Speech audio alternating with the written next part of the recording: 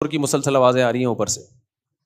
اب دیکھو ادھر مثال کے طور پہ حکیم لوگ کہتے ہیں یہ چیز ٹھنڈی ہے, یہ چیز گرم ہے. انڈا کیا کہتے ہیں حکیم لوگ, ٹھنڈا ہوتا ہے گرم ہوتا ہے؟ گرم ہوتا ہے بھائی, انڈا گرم ہوتا ہے. اب آپ نے فریج سے انڈا نکالا, بالکل یخ ٹھنڈا تھا وہ, آپ نے کھایا, پیٹ خراب ہو گیا, حکیم کے پاس گئے, حکیم نے کہا کہ میں نے تمہیں کہا تھا گرم چیزیں مت کھانا. آپ کہیں گے حکیم صاحب میں نے تو فریج سے نکال کے کھایا, بالکل ٹھنڈا جما ہوا انڈا تھا. تو حکیم کہے گا آپ کھوپڑی کا علاج پہلے کرائیں, پیٹ کا علاج کیا بعد میں کرائیں. کہے گا بھائی ہم جب کسی چیز کو کہتے ہیں ٹھنڈا گرم تو اس کا مطلب وہ والا ٹھنڈا نہیں ہوتا کہ ٹیمپریچر کے لحاظ سے, وہ نارمل جب ٹھنڈا کا لفظ استعمال ہوگا تو اس سے ٹیمپریچر مراد ہوتا ہے. لیکن جب حکیموں کی ٹرم میں کوئی لفظ استعمال ہوگا تو ٹھنڈے کا مطلب کھیرا, ککڑی, سبزیاں, کدو, یہ ٹھنڈے ہیں. انڈا ہے, مچھلی ہے, اس طرح کی چیزیں وہ کیا کہلاتی ہیں؟ گرم کہلاتی ہیں. اس میں اختلاف ہے حکیموں کا کہ مچھلی گرم ہے یا ٹھنڈی ہے. بہرحال ہم نے کیا کرنا ہے, ہم تو کھاؤ, ہم اس چکر میں نہیں پڑتے کہ ٹھنڈا ہے کہ ایک لکھنؤ والا جو ہے نا, لکھنؤ والا وہ گیا کسی پھل والے کے پاس اور کہنے لگا آپ کے ہاں, اچھا وہ بیچارہ جو ریڑھی لگا کے کھڑا ہوا تھا وہ پنجابی تھا, پنجاب سے تعلق تھا اس کا, وہ اردو سے کیا, اس کو لکھنؤ والوں کی اردو سے کیا. تو لکھنؤ والا گیا کہ آپ کے ہاں یہ جو کینو مالٹے ہیں یہ وزنن بکتے ہیں یا عددن بکتے ہیں؟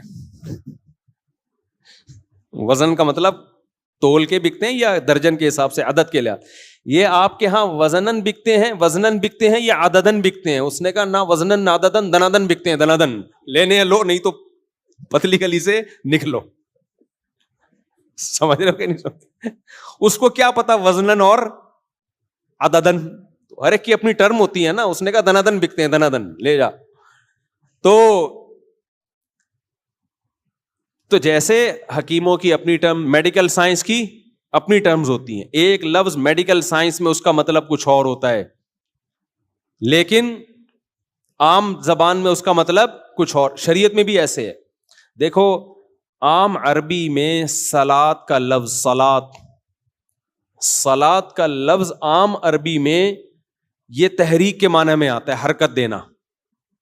لیکن جب یہ اسلام یہ لفظ یوز کرتا ہے تو صلاۃ کس کے معنی میں؟ نماز کے معنی میں. تحریک سلوتین, صلاۃ ہے نا تحریک سلوتین.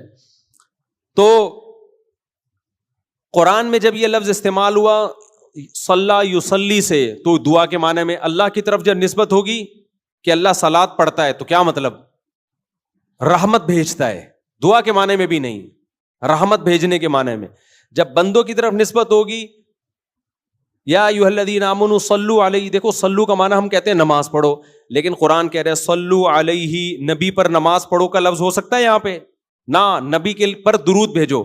تو بندے کی طرف نسبت ہو رہی ہے مطلب درود بھیجو, اللہ کی طرف نسبت ہوتی ہے مطلب رحمت بھیجتا ہے. ان دونوں سے ہٹ کے جرنلی یہ جب لفظ استعمال ہوتا ہے اس کا مطلب نماز پڑھتا ہے. تو ایک ہی لفظ قرآن میں مختلف جگہوں پہ مختلف معنوں میں استعمال ہو رہا ہے. سمجھتے ہو کہ نہیں سمجھتے؟ دیکھو ظلم کا معنی کیا ہے؟ اصل میں ظلم کی عربی میں ڈیفینیشن ہے وضع الشیء فی غیر محلہ.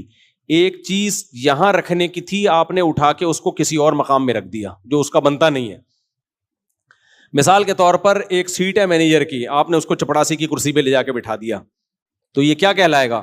ظلم. سمجھتے ہو؟ اب قرآن کیا کہہ رہا ہے؟ وَلَمْ تَظْلِمْ مِنْهُ شَيْئًا. ایک باغ کی قرآن نے مثال دی ہے جس کے درخت ظلم نہیں کرتے تھے. ارے بھائی درخت کیسے ظلم کرے گا؟ وہاں ظلم کا مطلب کیا ہے؟ نقص, پھلوں میں کمی, پھلوں میں کمی.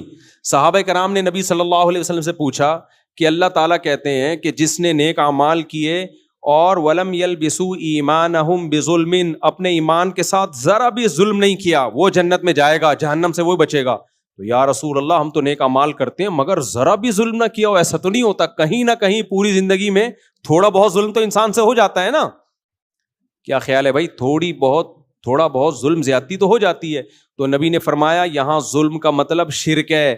تم دیکھتے نہیں قرآن میں آتا ہے ان الشرک لظلم عظیم, شرک بہت بڑا ظلم ہے. تو یہاں ظلم کا وہ مطلب نہیں جو عام مطلب ہے, بلکہ یہاں ظلم کا مطلب کیا ہے؟ شرک. کہ جو ایمان لایا, نیک اعمال کی اور ذرا بھی شرک نہیں کیا, کیونکہ ذرا سا بھی شرک کر لیا تو سب برباد, ساری نیکیاں کیا ہو جائیں گی؟ برباد. تو اس سے پتہ چلتا ہے بھائی کہ قرآن کی میں ہی ایک لفظ مختلف جگہوں پر مختلف معنی میں استعمال ہو رہا ہے.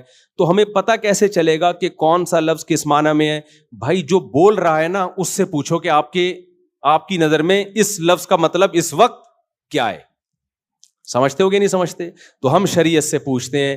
اتنی لمبی چوڑی تقریر جو میں نے کی نا آپ کو یہ سمجھانے کے لیے کہ جب شریعت کہتی ہے دنیا سے محبت نہ کرو, تو محبت کا وہ مطلب نہیں ہوتا جو فوراً ہمارے ذہن میں آ رہا ہے.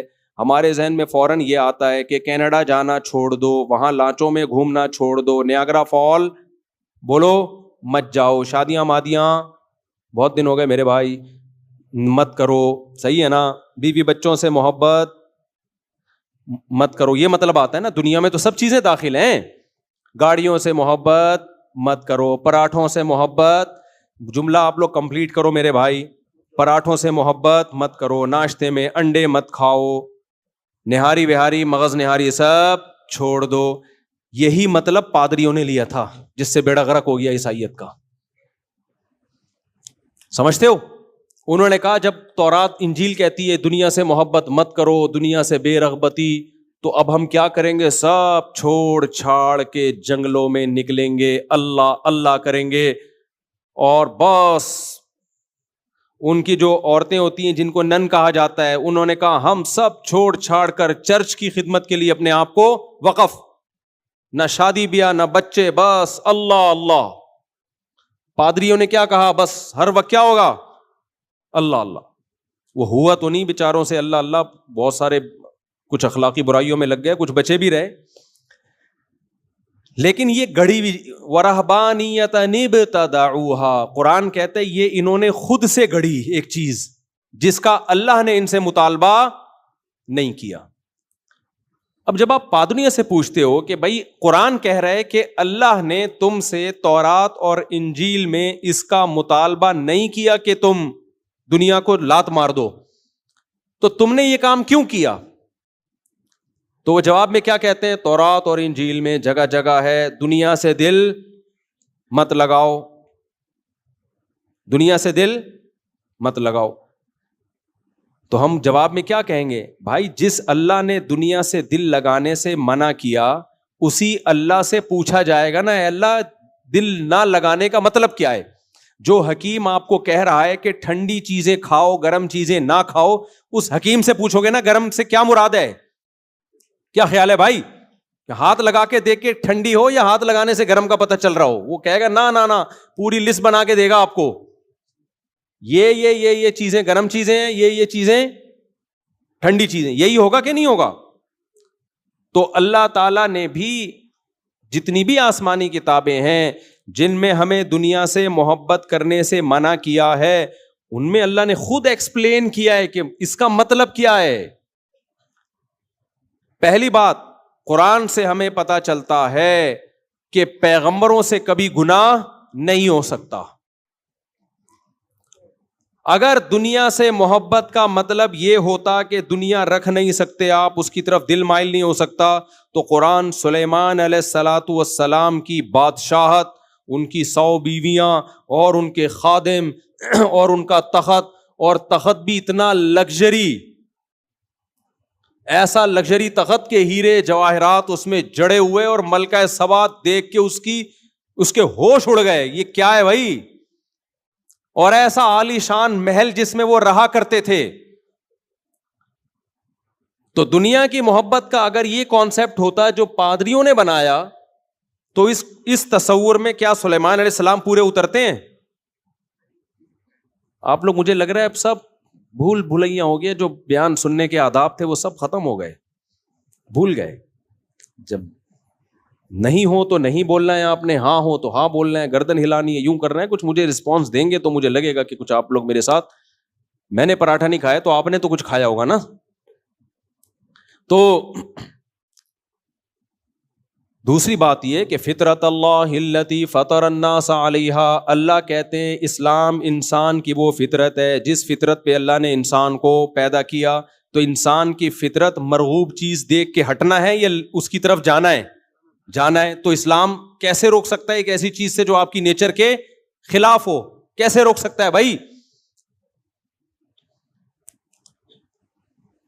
تو محبت کا مطلب کیا ہے؟ سوال یہ پیدا ہوتا ہے نا پھر بھائی مفتی صاحب آپ خود بتا دو کہ جس دنیا سے ہمیں اللہ نے محبت سے منع کیا اس کا مطلب ہے کیا؟ وہ والا مطلب تو نہیں ہے جو پبلک سمجھ رہی ہے. دیکھو محبت کا مطلب ہے محبت ہی ہے، لیکن اس کا ایک خاص معیار ہے کہ اتنی لیگل ہے اتنی اللیگل ہے. اس کوانٹٹی سے زیادہ ہوئی.